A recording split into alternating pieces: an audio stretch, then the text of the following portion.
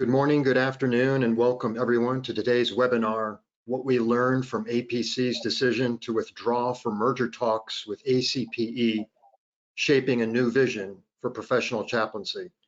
I'm Andrew Andresco, Project Coordinator for Transforming Chaplaincy, and we are delighted you could all join us.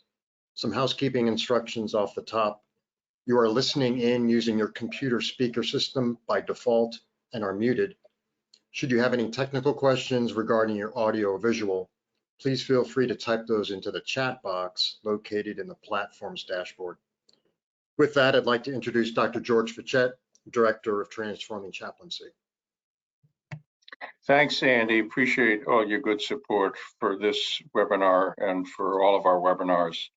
Welcome, friends, to this webinar. As Andy said, my name is George Fichette. I'm a professor in the Department of Religion, Health, and Human Values at Rush University Medical Center in Chicago, and I'm the Director of Transforming Chaplaincy. The focus of today's webinar is in the title question, what we learned from APC's decision to withdraw from merger talks with ACPE. We view the decision by the APC Board made in December of 2021 to withdraw from the 4-year merger talks with ACPE as an example of a need for an expanded vision for professional chaplaincy. And in today's webinar, we'll provide background about the APC Board's decision, and we'll describe why a new vision is needed for professional chaplaincy and efforts that are underway to shape that vision. Today's webinar is being brought to you by a caucus of APC members and friends. The caucus is in the process of getting organized and in the process of selecting a name. For now, we call ourselves the New Vision Caucus. Our aim is to foster a new vision and new leadership for professional chaplaincy. You'll hear more about our activities and how to get involved with us at the end of today's presentation. Andy, next slide. The outline for today's presentation, for today's webinar, are these 4 parts. We're going to begin with a story about the past. Why and how did the idea for formal collaboration and then merger come about? We're then going to talk about the present. Why did the APC Board abandon the process? And then we're going to talk about the future. What are the future realities that face professional chaplaincy and APC that have to be addressed? And then we'll come back and talk with you about the work of the caucus and what we need to do together to create a future for professional spiritual care. Andy, next slide. Today's presenters are leaders in professional chaplaincy, and they may be well known to you. Larger bios for each of the presenters were in the webinar's announcement, but let me just briefly say our first presenter will be Ron Oliver. Ron serves as the Assistant Vice President for Mission and Outreach at Norton Healthcare in Louisville, Kentucky, and Ron is a former APC President from 2018 to 2019. Our second presenter is John Overvold. John is the manager for Pastoral Care and Education at New York Presbyterian Weill Cornell Medical Center in New York City. And John followed Ron as APC Board President in 2020 to 2021. Our third presenter is Jana Troutman-Miller. Jana is the Director of Spiritual Care at St. John's on the Lake, which is a continuing care retirement community in Milwaukee, Wisconsin. Among other leadership roles in APC, Jana served for 5 years as the chair of the Commission on Certification and as a member of the Executive Committee of the APC Board in that role. In November of 2021, Jana was elected Secretary of the APC Board of Directors and served in that role until her resignation from the board in December. And our fourth presenter is Marilyn J.D. Barnes. Marilyn, Chair of the Department of Patient Counseling and the College of Health Professions at Virginia Commonwealth University, and also the Director of Pastoral Care at Virginia Commonwealth University Medical Center. Marilyn is a former Transforming Chaplaincy Research Fellow. All right. Joining us behind the scenes is Kelsey White. Kelsey is Associate Professor and Chaplain Researcher with Marilyn at Virginia Commonwealth University and Kelsey is also a former Transforming Chaplaincy Fellow. Kelsey's going to be watching the Q&A and helping us field questions when we get to that part of the presentation. Speaking of questions, we hope to get to some questions at the end of today's presentation, but we may not. There's a lot that we will be sharing with you. Please, if you have questions, feel free to put them in the Q&A section of the panel, not in the chat section, in the Q&A section. At the end, I will be telling you about a follow-up webinar that we have planned, which we call the Town Hall and Straw Poll. The Town Hall webinar will be designed specifically actually to answer questions that you have about what happened with the merger talks. And I'll tell you at the end about how you can submit those questions for us to address at the Town Hall. Let me remind you that today's presentation is being recorded and that we will post this recording in the New Vision website, and I'll tell you about that website when we get to the end of the presentation. I'm going to turn it over now to Ron. Thank you, George, and thank you, Transforming Chaplaincy, Andy, for your help, and certainly enjoy being with my co-presenters. Thank you as well. Let me begin to pull up some slides here. And somebody tell me if you're seeing the lead slide, yes? We see both. Yep. You see both? Yep, the next slide also. Switch your display settings at the top to. And swap that. How's that? Perfect.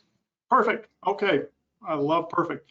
So this is a what I'm calling a quick short walk through 5 years of process. Certainly APC started its process back in 2017 when it on its own began conceptualizing what might some sort of partnership mean for the organization, our strategic partner organizations, and in a larger sense for the profession. We were working on that, and we found ourselves in a meeting in Rome, and that's Rome, not Georgia or other place, Rome, Italy, of all places. We were at the palliative care everywhere and by everyone.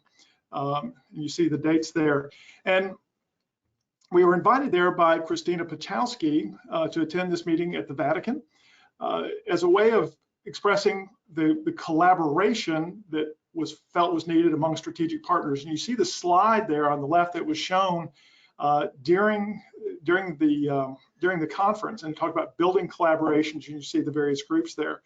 Pictured left to right is Rabbi Raphael Goldstein, who has since passed away. Trace Haythorne. Raphael is NAJC.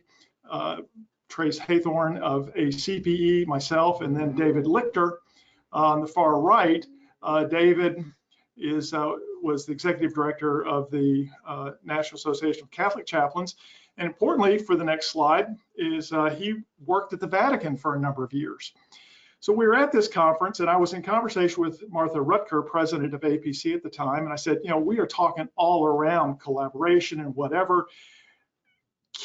If it comes up, can I talk about what APC has in mind? And she gave me the green light.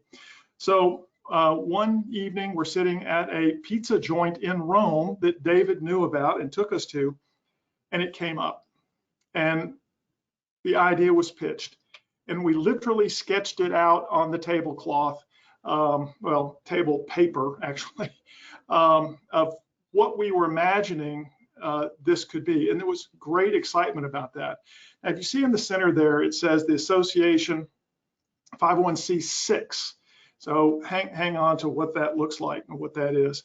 So that was Rome, and then seemed to have an international tone to it. In April, we were in Toronto, meeting with the Canadians, the Canadian Association for Spiritual Care.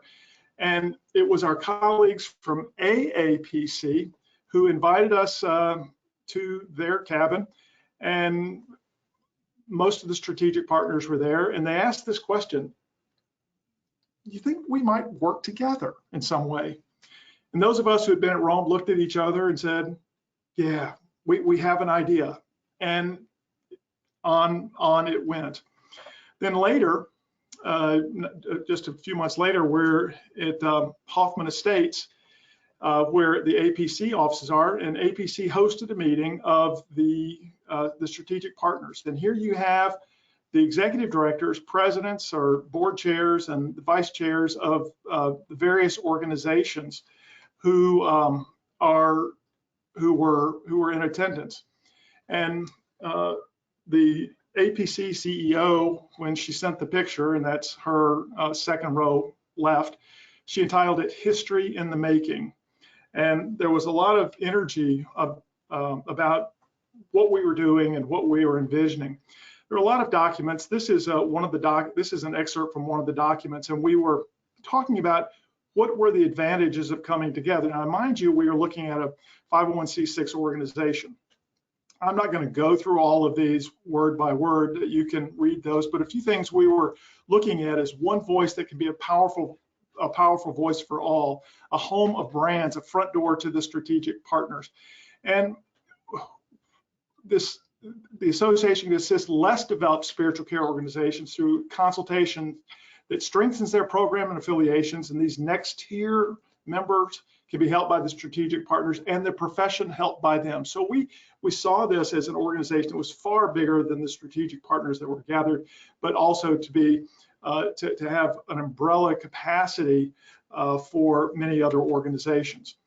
At that meeting, Wendy Cadge joined us via Zoom, and she said, and I am quoting her here, and I emailed her yesterday. I said, did I get this right? And basically what she said is this needs to be done.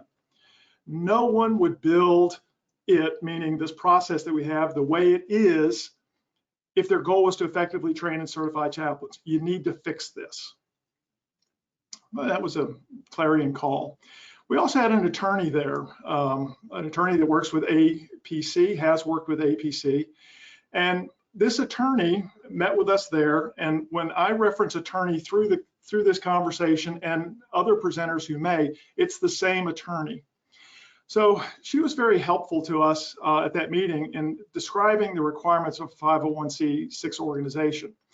And among the many things is that what we learned is a C6 organization sets criteria for entrance into the organization, and any organization that meets that criteria can join. You cannot exclude anybody that meets the criteria.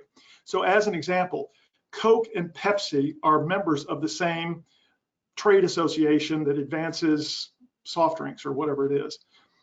Well, there are certain organizations that we didn't feel like we could partner with in a trade association type of model. So that's when the conversation moved from a 501c6 to the idea of a 501c3 merger conversation. That was Hoffman Estates. Later that year, we met in Anaheim, California. This was the APC annual conference.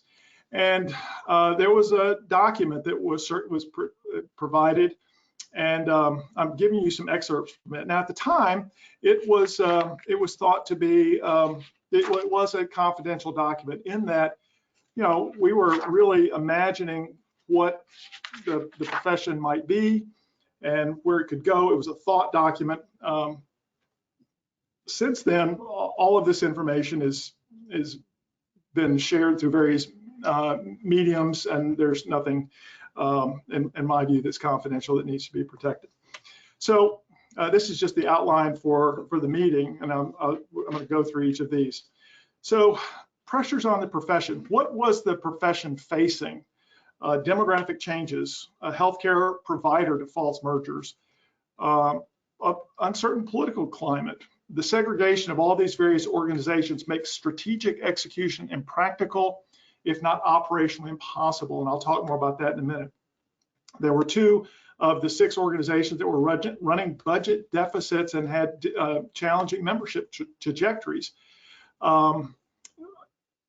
providers of professional chaplaincy education and training, marketing, the lower cost, fewer qualifications, ease of entry into the profession, and an expanding presence of semi or non-professional spiritual care organizations. And the Chaplaincy Innovation Lab had not been around so very, very long. And frankly, at that point, we didn't know if the lab was going to be a competitor or a collaborator. We just weren't sure. Clearly, Chaplaincy Innovation Lab has been a value add to the profession, not a competitor in any way, but really added a lot. So these are some of the things that we agreed that we were facing. And so the questions that we began to add, that we posed to ourselves is, what is the strategic vision for the profession? Now, later you're probably going to hear about how the word profession is something that the current AP has rejected. We feel differently about its priority for our conversation, but nonetheless, that's where we were. And you're also going to hear a lot of word about strategic, long view rather than short view. Does organizational independence support or impede the vision? And you can see the others there. And then what is each organization willing to give up at bottom and omni for the good of the whole? The phrase was used, compromise is negotiated pain, that we're all going to have to give up something in order to get something else. And what is that? Well, a way to set this in a framework, this was the grid that was used, from the informal on the left, more formal, strengths on the top, weaknesses on the bottom, demarked by a line of legal entities. And you have playground friends on the far left. So these are very casual relationships where groups come together, they do something, and then they go their way. And as you begin to move towards the right, you get more formal. So fraternity of friends, a memorandum of understanding where people agree to do something around a specific task. Then you pass into an limited liability corporation, LLC, then the 501c6 trade association. And we had considered that at Hoffman Estates, this shared home vision and mission, a home of brands, shared cost burden, preservation of voice, and its small a autonomy. A little bit of autonomy, but not as much. However, the operational costs, we're not going to save much money, much money. And those membership exclusion limitations were just too high of a hurdle. And so the 501c3 merged entity is where we began talking, creates a strategic synergy, one vision, mission, aligned values, full integration, full alignment, and it is the one front door. Now, the weaknesses of that are the loss of bright lines defining organizational and national identities. Voice may survive, but unfettered autonomy does not. Reduction in force, so there might be some, fewer board members, fewer staff people. And notice this, we were speaking, is the trust reliable? And of course, if there is some transition, there is going to be some grief. Well, how does that overlay with our history? Well, our playground, at that time, we were just really playground friends. We came together to do certain things, then we went our way. In 2018, we had a memorandum of understanding. So mind you, this is in the context of a possible merger. We had a memorandum of understanding saying, this is what we intend to do. We bypassed the LLC. That was a legal structure that was employed for the Spiritual Care Collaborative, which APC was a part of and other organizations were a part of. But if you remember, there's nothing that compels each other to do things in a particular way. And notably, APC voted to withdraw from the Spiritual Care Collaborative and led to its collapse. I'm not here to debate whether it should have stayed or should have left. The point is that the way APC left the Spiritual Care Collaborative is pretty much a parallel to the way it left the current merger talks, without any signal of concern and just doing it abruptly. We discussed the trade association, which I've already covered at Hoffman Estates, and then the merged entity. So at that point, the question was on the table before the members, should we do this? Well, so what we looked at is what might be a model, and believe it or not, it's the librarians that came to our rescue. The American Library Association is a home to all of these various brands, and The attorney that I mentioned earlier is the one that put this deal together and suggested it to our APC CEO that brought it to this group. And we were beginning to look to all places, the librarians, for a model for how the strategic partners might be structured. So we came to these questions at the end. What is our strategic vision, again, for the profession? And are we at a unique inflection point? Is there something we need to be doing that we can be doing? Is each of us willing to state the option for relating we believe in and will advocate that each of our respective organizations embrace? So one of the executive directors had to leave the meeting early, but before any decision was made, before the discussion was done, and he said this: whatever you decide, we're good with. That was the level of trust, that whatever you decide, we're good with. And he left for his next commitment. The energy, the camaraderie, the sense of purpose and vision was quite remarkable. Well, that was Anaheim. We had meetings in Miami. We were hosted by NAJC, and then we went to Orlando for the APC, our APC conference in June of 2019. My president's address spoke to future trends and great opportunities. It was a 38-minute argument for the, if you will, merger. However, I actually went back and looked earlier today. I never used the word merge or merger in the entire presentation, because I took aim at some spiritual care organizations that are not a part of the strategic partners. Our CEO sent the address to our attorney, that same attorney, for reviewing to make sure there wasn't a libel or then a slander problem. It was signed off as being okay, but what's notable is the next to the last slide asks this: what do we need to be and do to ensure the vitality of our great profession? The attorney did not highlight that the concern about what we need to do for our profession was a concern. Later, after the presentation, someone, this was after the banquet and all, met me, and I can remember exactly where I was standing in the hotel. And if this was you who said this to me, please let me know so I can give you credit for this.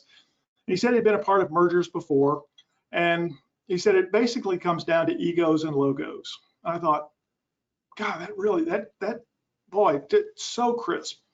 Egos and logos. And at that point, I understood that, but I also knew the camaraderie that we shared as a group of partners who were working on something, and I did not feel like that was going to be a concern. We had meetings. My presidency ended in October of 2019. We had meetings in Cleveland, then we had meetings in Dallas. And then what happened in, if you will, February, March of 2020? COVID. So one of the things I recently reflected upon is that our current president and president-elect have functioned entirely in their respective offices, relating via Zoom. They did not have the privilege, the joy, the challenge at times of meeting face-to-face with their peers in all of these places. And I think undoubtedly that cost something, and that makes it certainly harder to know and trust your peers who you're wanting to do something big with. So wrapping up for me, I was invited back to the board meeting November 19 after my presidency was done, when was extended the offer to do the final devotion. These are two excerpts from that devotion of my challenge to the board. First, I said, clearly one person of the board is to constantly ready the organization for the future. We are in challenging times. Competitors, business realities, the nuns, each and all and others are all weighing in on us. History is littered with the debris of organizations that never knew they were in a fight. If we don't get this merger with our strategic partners pulled off, I doubt we'll be in a position to try again 10 to 15 years from now. These mergers tend to run on 10-year cycles. So this current merger was not the first attempt. When I joined the board in 2012, they were just wrapping up an attempt to do that. And the next one wrapped up in 2022, 10 years. Well, let me just leave that there and read this last statement. The board is an association, if you will, within the big association. Stability is our strength. I'm saying this to the board. Stability is the APC's board's strength. Our governance was built to ensure that stability. So while stability is a strength, it is also a weakness because our governance is designed to avoid disruptions. It also unintentionally excludes the disruptors. I said to them, look for ways to disrupt and to be disruptive. Keep your vision on the big picture. A board should spend most of its time looking through a telescope and very little time through a microscope. As Fred Cheney, Vista chairman, said, stay opportunity focused. One opportunity can change the course of a business while solving all the problems just gets us back to zero.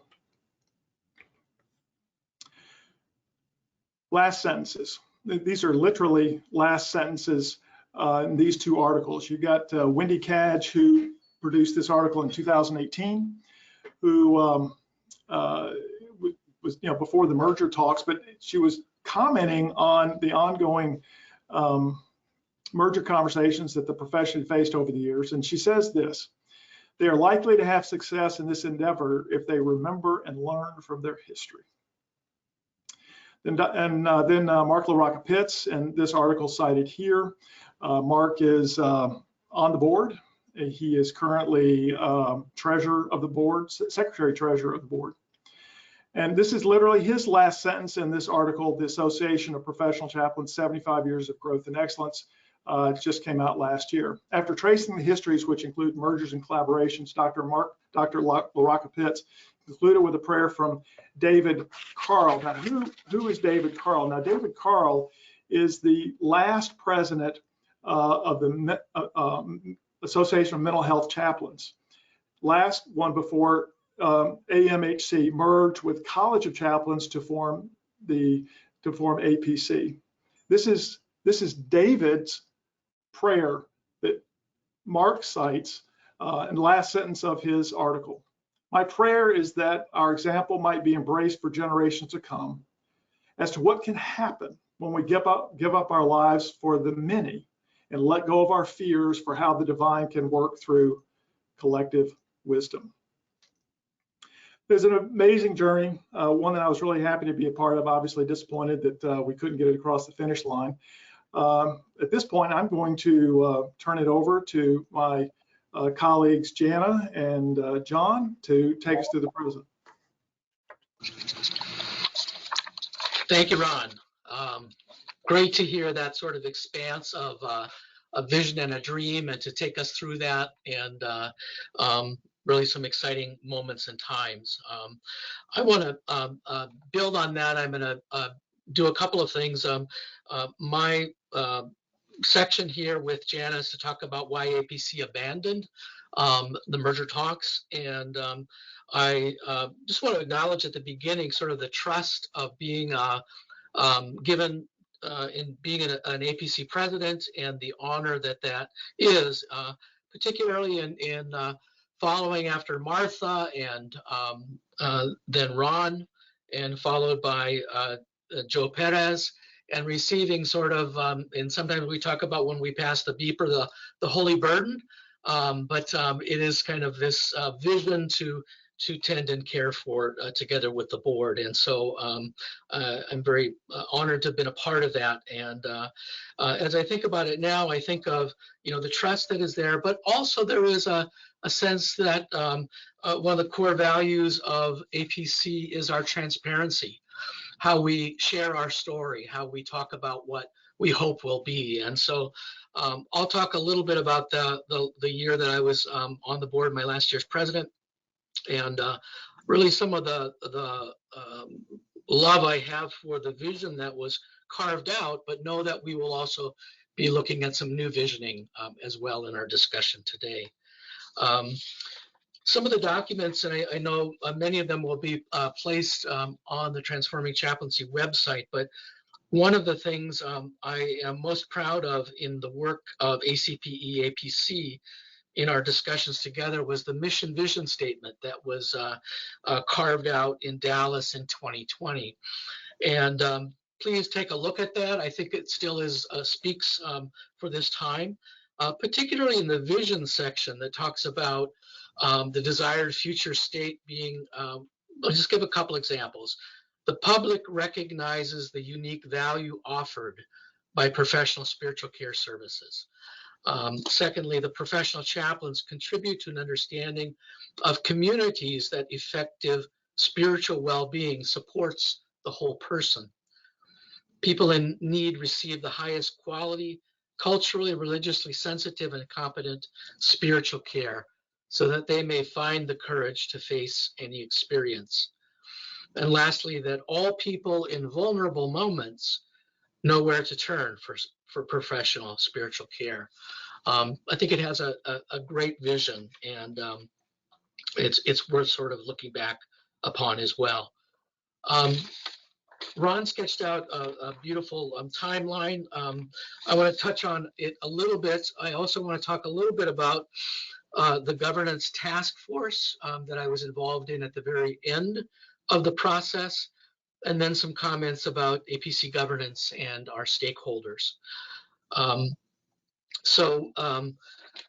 We had quite a bit of excitement and work that had already happened up through the meeting in Dallas, the last face-to-face in 2020 of February. And COVID came along at that point. All parties at that point decided to take a 6-month hiatus, deal with our own sort of needs in our own settings, but certainly to return to the talks. And we felt that sense of loss of momentum in the fall of 2020. I recall a real sort of taking stock again, but there was a real sense of recommitment. And at that point too, also the discussions that had started out among basically the executive committees of the various organizations, we expanded that and brought together the full boards to meet face to face. And that was really an effort to build trust and establish relationships, knowing that in our history, trust has been an issue. But in the times that we spent together, it was such a growing and powerful commitment for something new in a new organization. And so there was a sort of a real re-engagement that I saw at that time. Further, I remember too, as we met, it was a time when, hold on just a sec. But there was that recommitment, and I know that we spoke at that time also of at one point the way in which the work that had gone into this was so momentous too. The investment of the 4 years, the investment of time, that it was such that we really needed to make sure that the membership had a chance to express their voice and have a vote. We couldn't not do that step and be a part of that.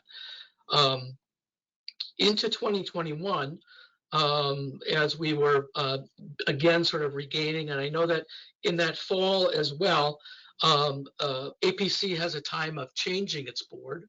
A new board begins. And I remember even at that time, in that regelling of a new group, there was, again, a sort of a hesitancy on our part and a time in which we needed to attend to that and listen to those concerns. But again, within a couple of months, we were back on the page to move towards merger. We were moving forward again. And then you may recall that in May of 2021, we were set at that point to offer a vote to our respective memberships And as we were vetting that again through legal, we were advised that in Illinois, Illinois law would say you couldn't really vote on a merger until all the documents were complete. And so this sort of, again, was a stride or something that broke our stride and created quite a bit of distraction and the need to restart once again. And so as I speak of that, I just want to emphasize the energy and the effort it took to sort of refocus and say, what do we need to do to move forward again? So at that time, there was a communication that talked about engaging our membership in greater discussion. I know with ACPE, there was a process of actually electing people who would sit on the governance task force, the other task force that would be creating those very important documents that needed to be in place. And so the new timeline was then basically from August, July and August through December 15th, in which the work would be to draft those documents and have them ready to share with the wider community and to know that.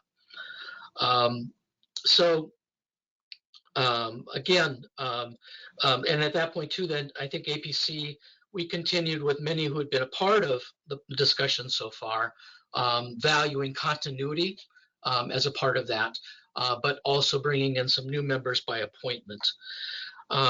So I think just the point that I wanted to illustrate was just the investment of resources, the work over 4 years, and the commitment to work in good faith that was all there.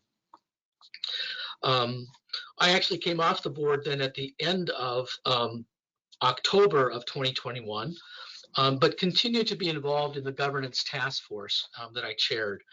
We had 4 task force that were meeting to put those documents together. And our work was, as I said, due on the 15th of December. As the governance task force met, I think I remember feeling that we were particularly challenged because we had different ways of doing things.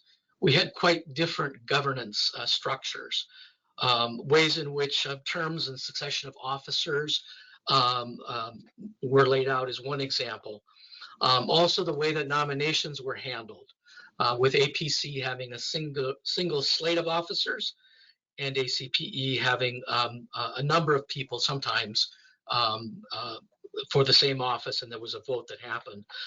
But despite these divergent beginning points, it was really amazing. We came to a strong agreement, and both parties in that work group felt very good about that whole process. And we completed our work on December 7th. It was ready except for final review by APC's attorney. That was promised at December 9th. And then December 10th was the email in which the merger process was stopped.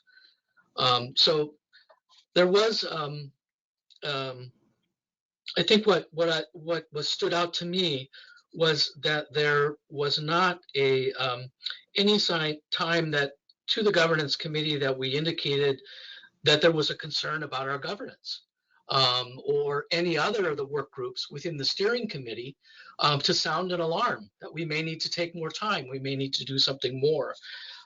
And so it was really a very, what I experienced as quite an abrupt change, and seeing it really from that 6 weeks of being not on the board, but in the on the governance task force with that. So just to make a couple of comments, I think that, we came together as really equal partners, 2 strong organizations that were inspired by a vision and mission, and it was really sort of the timing that even despite those challenges, again, that momentum to return to and advance the possibility of a new organization. And it was really strong that way. I like us to think about, all of our stakeholders, and there are many, whether, we think of certainly our members, the people we serve, there are professional chaplains, there are non-professional chaplains, which the vision spoke to. How do we bring them along? There are our institutions, there are our donors to APC, there are our thought leaders, those advancing our practice through research and innovation. There's our national staff, there are the former presidents. And as I reflected on the process, I know that the board certainly had voice in this process as a stakeholder.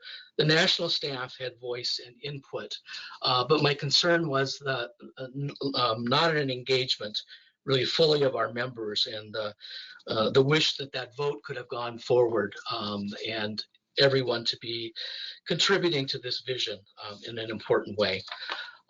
I think I'm going to stop there, turn it over to my colleague, Jana, and she will continue on that theme. Thank you, Jana. Thank you, John. And thank you, Ron, too.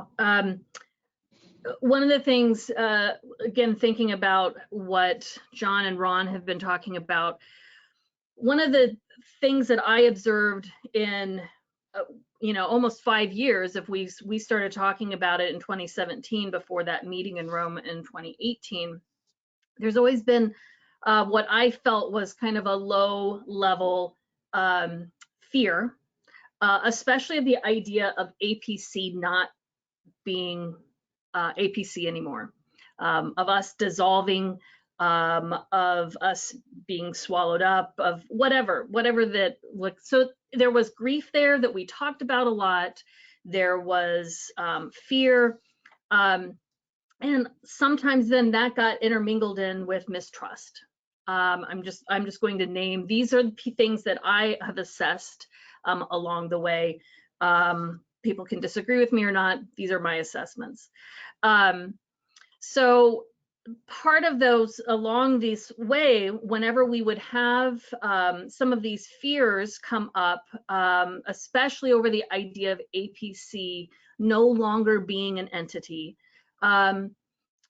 that would get raised in our board meeting, and we would talk about it. And then we would, whatever was maybe causing the fear at the time, we would go back to the meeting with ACPE. We would bring some of those concerns. We as the executive committee that was talking to the ACPE would come back to and share with the board, and assure them, here's what we heard. And for the moment, that kind of low level dull fear would be kind of tamped down. But I think essentially it was never quite over. It was always just kind of there. So as John talked about, his presidency ended at the end of October. At that time, John and Jeff Murphy went off of the board. So we got 2 new board members. As I assume, I'm not quite sure that this happened, but I assume that it did. As board members come on, they will have a board orientation with our staff, the APC staff, and sometimes it would be the whole executive team, sometimes it'd be the president and vice president. I'm not sure who was part of the 2 new folks orientation this time, but that was standard practice that we would have that orientation with them separately. So November 1st was our very first meeting with our new members and our new executive team. So Jeff Garland was our president, John Simon was our vice president or president-elect. Mark LaRocca Pitts had moved from secretary to treasurer. I had become treasurer, so I had been on the exec team this whole time as BCCI chair. I moved to secretary, and Joel Burning then became the BCCI rep. So that was the executive committee as of November 1st. So at that meeting on November 1st, for the first time in my experience as a board member, so that was 8 years, and as I've talked to Ron and a few people before Ron, it had never occurred that our attorney came and gave a presentation to the board at that meeting. And her presentation was an orientation to board responsibilities. I personally thought it was great. I thought it was a really great orientation to us of what our responsibilities were. And she talked a lot about fiduciary responsibilities and clarifying that a lot of times when we hear fiduciary, we think that this is about money, that we have to keep track of all the money. But she's like, it's about what's in the best interest of the organization. It's not just the money, it is this organization. She also began to talk a little bit at that time too, it's also not about the profession, it's about our organization. And at some level, it's not even about the membership, it's about the organization. So like I said, I was actually pretty excited to have her come. I'm kind of a geek when it comes to board function and that sort of thing. So I thought it was very helpful. And I also, I did not see it at that time. I was not experiencing as this being in somehow conflict of what a merger vote would look like. So again, this was the first time she had presented to us and had been at a board meeting in the time that I had been on the board for the last 8 years. That next week, that same, so that was a Monday, that next week we had our first in-person meeting as a board since COVID. So it'd been 2 years since we had met in person. We met in Chicago.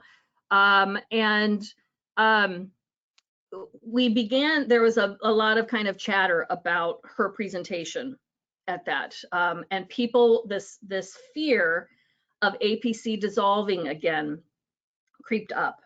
And especially in light of our fiduciary responsibility.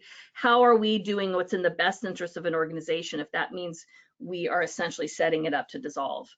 For me, I felt like the best interest of the organization was to become part of this other organization. And if that meant that we dissolved, it was still in the best interest of this mission that we had been following this whole time. Others couldn't quite wrap their head around that. There was some fear. That fear started creeping up again. So that was then that first week of November. Our next meeting was December 6th, a Monday. It was a regular scheduled meeting. We had like several agenda items to go through. The third agenda item was to discuss the merger, and those of us that were on these planning committees were going to give our reports. And so when we got to that part of the agenda, which was about 20 minutes into the meeting, there was a motion made before we even start to give our reports. There was a motion made, and this is from the minutes. A motion was made and seconded to suspend ongoing merger discussions with ACPE indefinitely. So we had all of these meetings. We had the groups had been working diligently. My group that was talking about a new name, we had just spent, the two groups together spent $50,000 working with another organization to help us come up with a new name. I was going to be presenting that day what some of those options might be. But none of that was able to come because this motion was made from the floor. And we learned at that time that was Monday, that on Friday prior, our CEO, our COO, our president and vice president had a meeting with our attorney, and this to go over some of the documents, especially the proposed sorry, my brain just kind of shut off, the proposed bylaws. And there was just some questions about it that brought up this fear again and this idea of the fiduciary responsibility. And our attorney at that time began to just give some indication that she thought this was not a good idea for us. So from that meeting, that then brought this motion on Monday. So we discussed it for about a half hour, and then several of us just refused to have a vote on it from this moment. And so we another motion was made to postpone the vote until we could have our attorney come to the board, and so the whole board could meet with her. So that then happened December 9th, Thursday. So we met again with that morning. Our attorney came to answer questions, and especially around this notion of fiduciary responsibility. And again, according to the minutes that are public, the board asked questions of our attorney about the possible merger. She said that the board's fiduciary responsibility was to the assets and reputation of this entity, not the profession and not the members. And a few of us asked that over and over of how could this not mean the members? How could this not mean the profession when the organization is made up of members that makes up the profession? And so again, we were just kind of getting stuck on this. So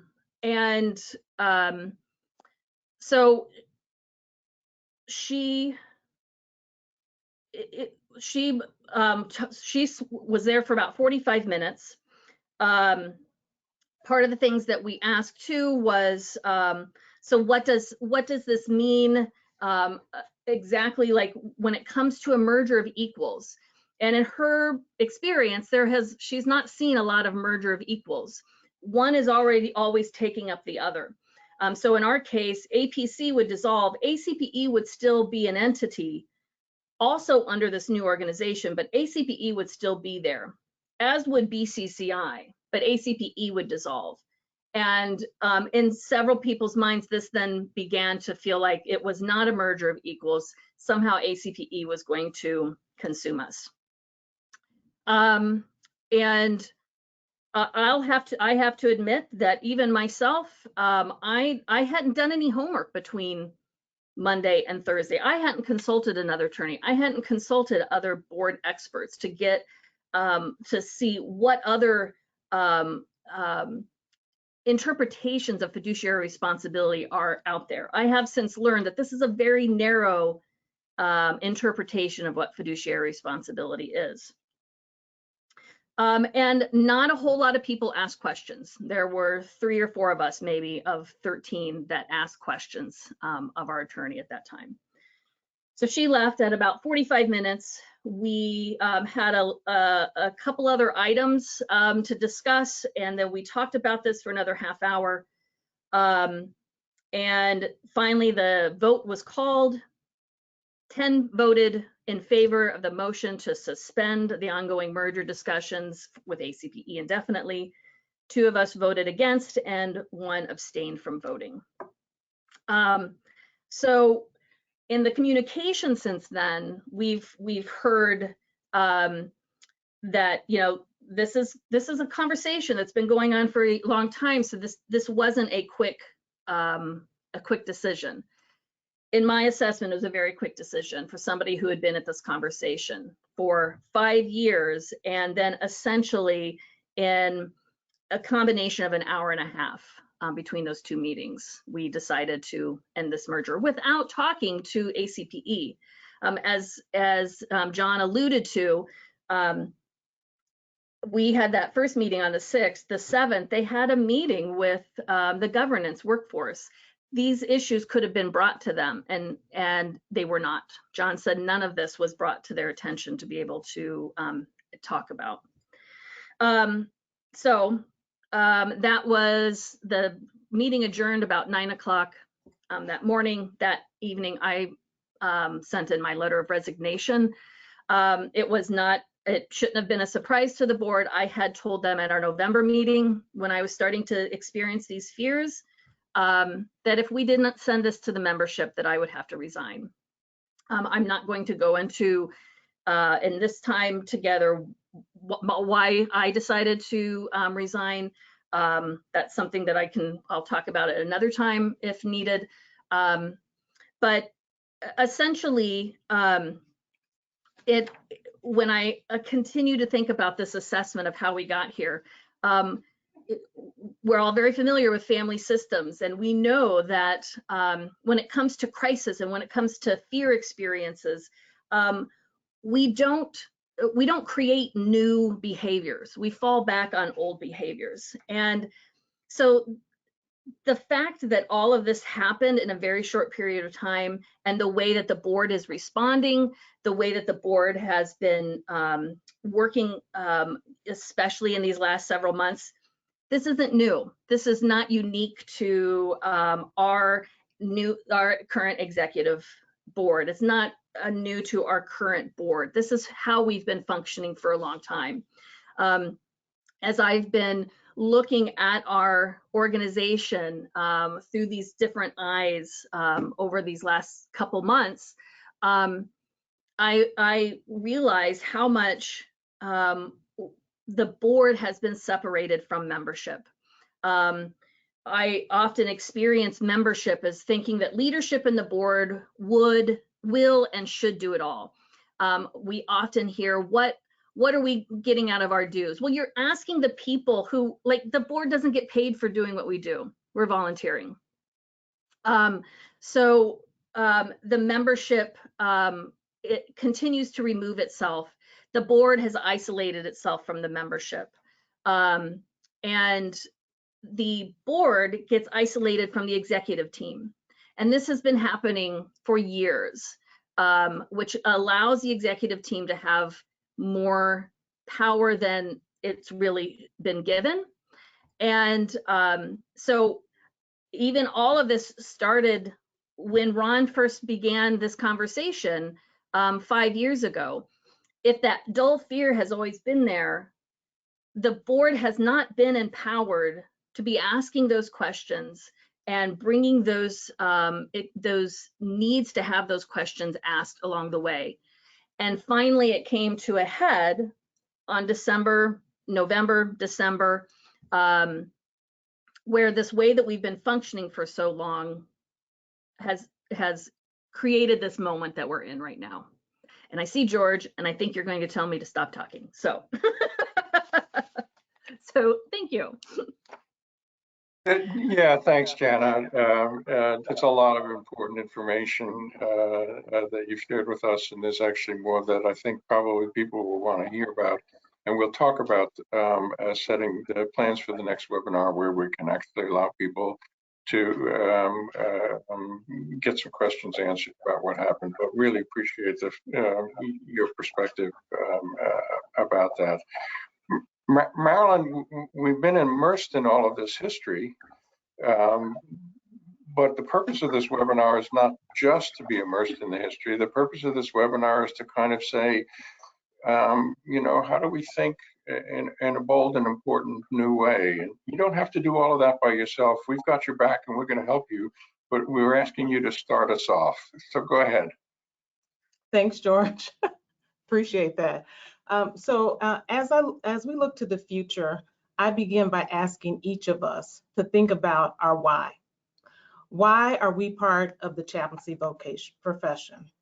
Is our why about self or others? Why are we part of APC or ACPE? I really believe that understanding our why guides us for the future. It is our compass. For me, I draw upon the words I have shared before. Our diversity is our strength. Our passion compels us to serve, and our chaplain's heart conveys a message of care, courage, competence, and compassion. Through our words, our presence, our gestures, our goals of care, our interventions, and yes, our hearts, we say, I see you. I see your pain. I see your disappointment. I see your joy. I see your sorrow. I see your passion. I see your heart, and you are not alone. This is my why. Looking toward the future, we must understand the past, recalling it as one input to mapping our course. We have to be grounded in the present, build upon our collective experiences, and act to advance the education and evidence-based practice of the profession. Looking through the entire front windshield, we can see opportunities and benefits of alignment between APC and ACPE. We are stronger together. Aligning ourselves provides the opportunity to have a collective strategy and the same goals.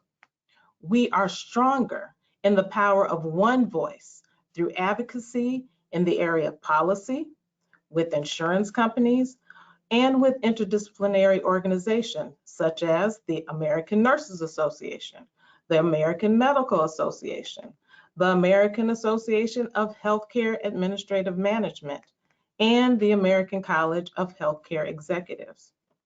As one unit with common goals and one strategy, education informs clinical practice, and clinical practice informs education. We are better together. While any change has its growing pains, an alignment between the organizations helps us to grow, to refocus, to unify, and to have a broader impact.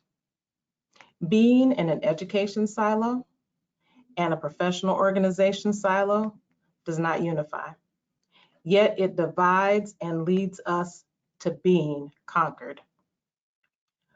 While the initial merger did fail, we must act now to gain realignment of our education branch and our professional branch to move forward. While I don't have all the answers, I do know this: we need one voice and one collective strategy to move us forward in a positive and impactful way. Would the merger have been a great first step? Yes.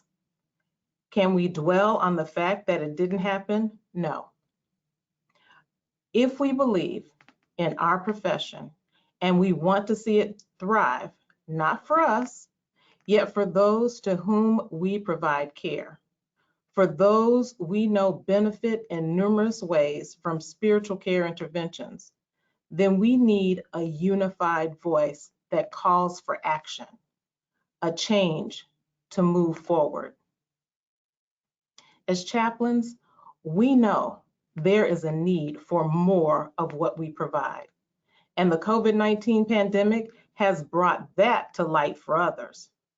With the light shining on our profession, we have a gift, an opportunity to be a unified voice. Of this is how chaplain services align with healthcare system strategies from an education and a clinical perspective.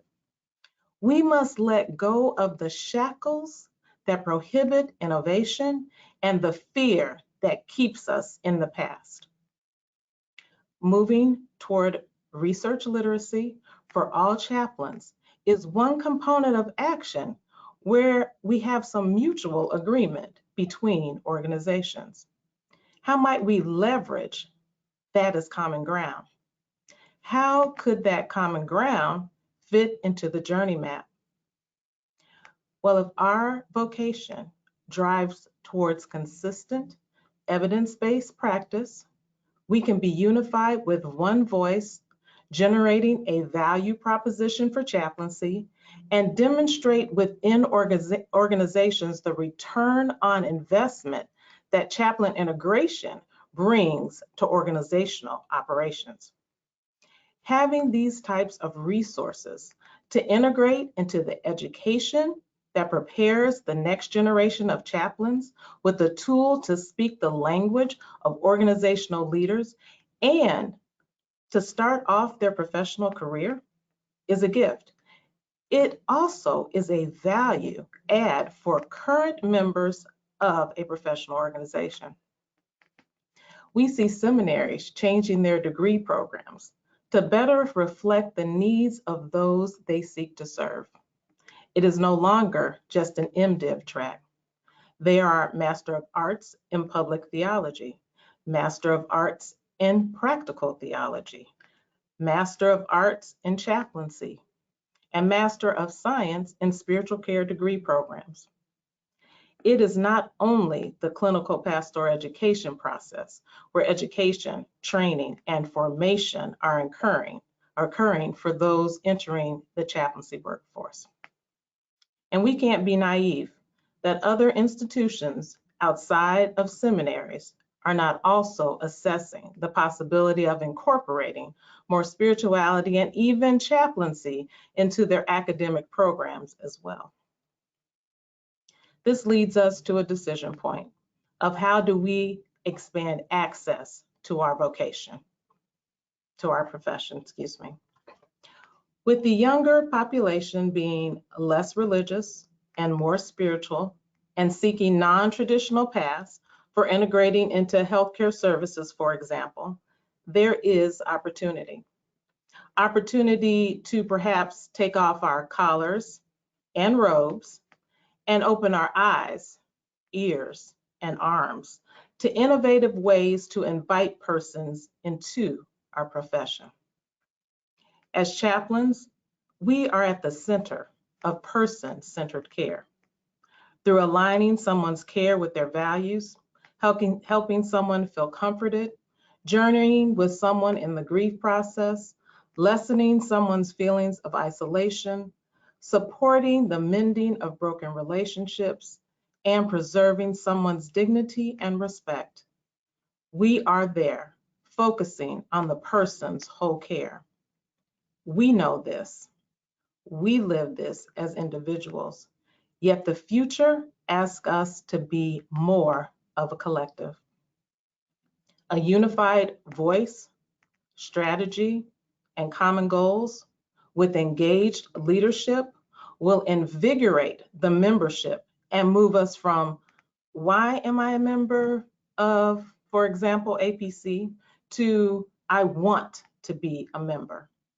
An organization that engages me, provides useful and timely resources, supports me, and helps me to be my best chaplain self, beginning with my education through my retirement. As we maneuver the uncharted road of change, we will need to keep our eyes on the road ahead and stop checking the rearview mirror, longing for what is behind us. We must check the side mirrors for those items in our blind spots, like the naysayers, self-interest, doubt, and fear.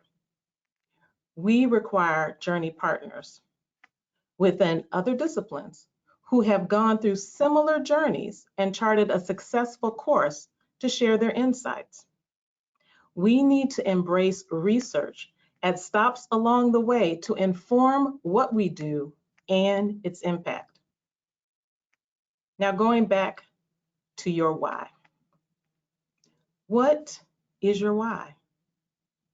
Does your why drive you to silence or to lifting your voice and speaking your truth? Does your why say you want our vocation to grow and live into its fullest potential?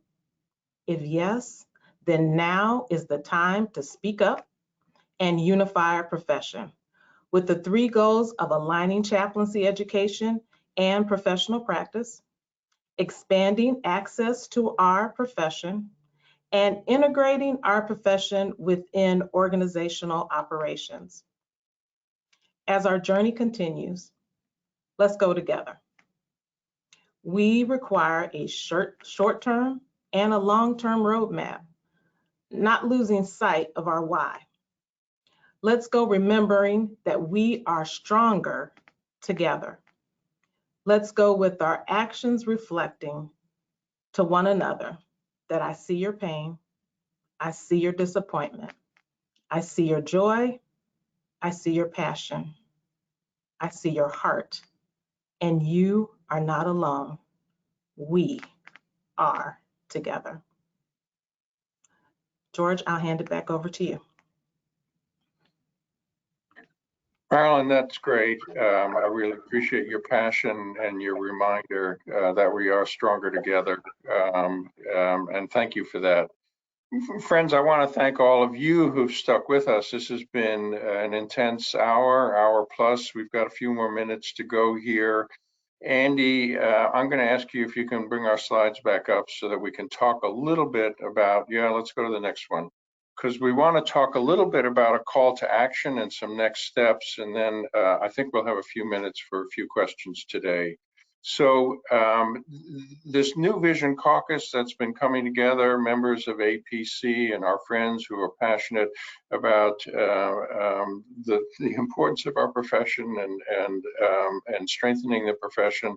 We're working on a number of things to kind of help us build this future. So you've heard me say that one of the things we're working on is the next webinar. The moderator for that webinar will be Kelsey White. We're in the process of trying to invite key people who have been involved in the merger discussions and the conversation about the board meetings where the discussions ended, and to get some folks from our colleagues in ACPE to be panelists in the town hall. We're going to invite you to send us your questions in advance so that the panelists can actually be ready to answer important questions that you have. We hope to get this next webinar before the end of May, but we're still working on the date and time. So keep your eyes open for the email, because as soon as we have the details about that, we'll be sending it out to you. Part of what we're going to do in that next webinar, in addition to kind of answering questions about what happened around the merger and the breakdown of the merger talks, is that we are going to have a straw poll. We're going to have several straw polls around key questions about all of this, and one of them will be about give you an opportunity to express your preferences about whether or not the merger was a good idea and we should return to that. So keep your eyes open for announcements about that next webinar. We're looking forward to kind of continuing this conversation there. The New Vision Caucus is got a subcommittee that's trying to bring together ideas about what should be part of the vision. So working in that subcommittee, Gila Rajai, Lisi Tremaine, Allison Draper, George Grant, along with others. We're going to tell you in a minute about how you can send your ideas for the vision to our vision subcommittee to help us create a strong statement about where we want to be going in professional chaplaincy. As you've heard me say, we're setting up a website where important documents related to the merger conversations and going forward will be stored. That website, the QR code for it is here. It's on the Transforming Chaplaincy website. It's under resources, and we call it New Vision. So if you want to look for this recording, that's where it'll be, and other important information about the work that we're doing. Andy, let's see the next slide, if you would. So as we kind of move forward here, there are really two important action steps that we invite all of you to consider. The first is that we want to bring new leadership into the APC board to help us move boldly into the new vision. And so we are interested in people who want to be candidates for election to the board. There are currently 4 vacancies on the board. 4 people have resigned, 3 others in addition to Jana since the merger discussions broke down. And there will be 2 vacancies on the board this summer by normal rotation. So we want you to think about whether or not you feel called to serve the profession through leadership and serving on the APC board. If you feel like you're called to that leadership, raise your hand, send us your name. Our email is vision.caucus@gmail.com, right? But equally importantly, actually, do you have a colleague that you work with, you trained with, you've known for a long time, who really is passionate about the profession, who's visionary about the profession, who, as Ron says, sees things through the telescope, not through the microscope, who actually would be a great person to serve on the board? So would you talk to that person, give them a nudge, kind of say, look, I want to put your name up. So we want your recommendations about that. But kind of importantly right now, we want you to write to the president of the APC board. You see the president's email address there, Jeffrey Garland. We want you to kind of express your view about the current 4 vacancies. There's some perspective that the president has the authority to fill at least 3 of those vacancies. We don't think that's a good idea.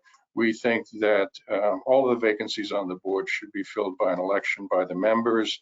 And so we would like you to express your opinion about that to Jeffrey. Let him know what you're thinking.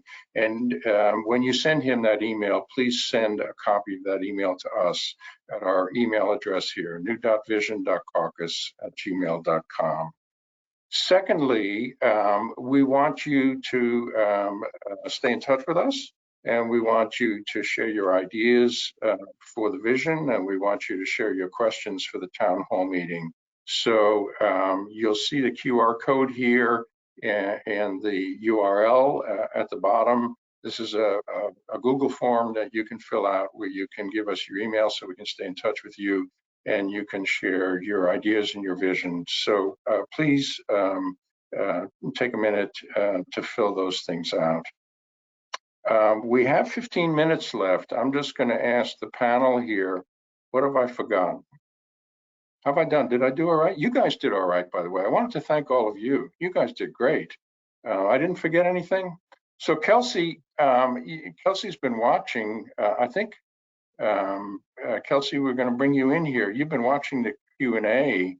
In the last 15 minutes, do you have some questions that you think we want to ask the panel to respond to? Yeah, thanks, George. I've got about 25 now. So many questions, and I think a lot of them we may not be able to get to, but that doesn't mean you shouldn't submit them. So go ahead and submit them. Yeah, because actually, Kelsey, let me interrupt and say, we are saving the questions, and that will also inform the questions that we give to the panel for the town hall. So Kelsey, you can't get to 25. Give us the top 3, and then let's see how we do. Okay, well, let me do one. There have been a lot of questions about these QR codes, so let me just clarify. The first QR code that you all saw is a link to the Transforming Chaplaincy website. That page is in development, so it's confusing people, but it's in development. Sign up or use the QR code, the second one that's on your screen now, and that will allow you to get an email and stay updated as to what develops on that site. Okay, so now we'll go to the questions that have been submitted. One of them is, can APC members ever call for a vote of no confidence in the board?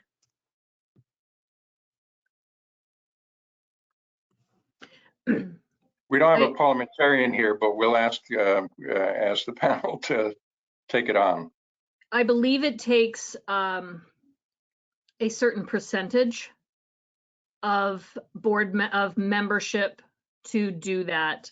So our membership is 5,000 plus. I think it requires a percentage, which is, in the grand scheme of things, is not that big, but for us to organize that, organizing a group of that size for that vote would be, that's probably the more difficult thing. So I believe it can be, but it takes quite a few of our members to be able to do that. The bylaws provide 2 ways for membership to influence the board. One, 50% of the membership can petition for a meeting. But the bylaws do not say what their authority is once they call the meeting. And so that is probably a matter of Illinois law that we would have to find. The second point of influence is the board will put forth a slate of board members sometime in the summer or early fall. Membership can run somebody against those. It takes 10% of the membership to place somebody in nomination. If that happens, then there's a runoff between those who have been nominated. The bylaws only stipulate that that there'll be a runoff and that the person placed into the election by the board will be so designated. So their choice will be designated as the preferred candidate. But those are the two places of influence as described in the bylaws of the organization. You know, all of this reminds me that we probably should put the bylaws on the website, and we'll do that before the week is over. Kelsey, what else? There's a series of questions about attorneys. One of them is, who invited the attorney to the November 1st meeting? Are they always using the same attorney? And, was there a second attorney that was ever sought for another opinion? It is the same attorney. Pat Applehands invited her, and Ron can speak to that. We have offered a second opinion that has been declined. So it's been the same attorney. She's a well-known partner level attorney in a firm and specializes in nonprofits, so well credentialed. We, meaning several people, former presidents and others, offered the board to pay ourselves, that we would generate the funds and pay ourselves to generate a second opinion regarding fiduciary responsibility. And we're told that they would, and we're told by APC leadership, they would not look at it. They did not want to see it. They would not consider it. Thank you. Yeah, it's an important question, actually, and probably worth emphasizing that as Jana said during her presentation, the legal opinion that the board was given that informed their decision, as Jana said, was a narrow opinion. It's not necessarily the only one. And unfortunately, the board has decided to stick with it. Kelsey, another question? A couple of questions about, engaging with the board members who may have voted to cease merger plans, and how APC leadership has been, if they've been invited to this webinar, and how they've kind of responded to our invitations, if so. Yeah, the current leadership have been invited to be a participant and watch this webinar. They were not invited to be part of this panel. Around the town hall, we actually have invited them to consider being part of the town hall panel. But the question was broader than that. What other parts did other people hear and want to respond to? I think one of the things that I neglected to talk a little about, but George alluded to, is when the folks that voted for this versus the folks that didn't. And I'm not the only board member that has resigned. Even one resignation is pretty unprecedented in board history for APC. And we've had 4. And all of them, the communication that gets sent out does not allude to it being because of this vote. All 4 of them were because of the way the vote was handled. It wasn't so much we didn't get our way, so we're taking our toys and leaving. It was the way that our culture on our board is handling this, and that needs to be known by our. So it's myself, it's Renato Santos, it is Sarah Byrne Martelli, and Joel Burning are the 4 of us who have resigned since December. And just to comment, 2 of them are from the executive committee, which is significant. Yeah. Thanks, Jana. Ron? Kelsey, maybe one or two more.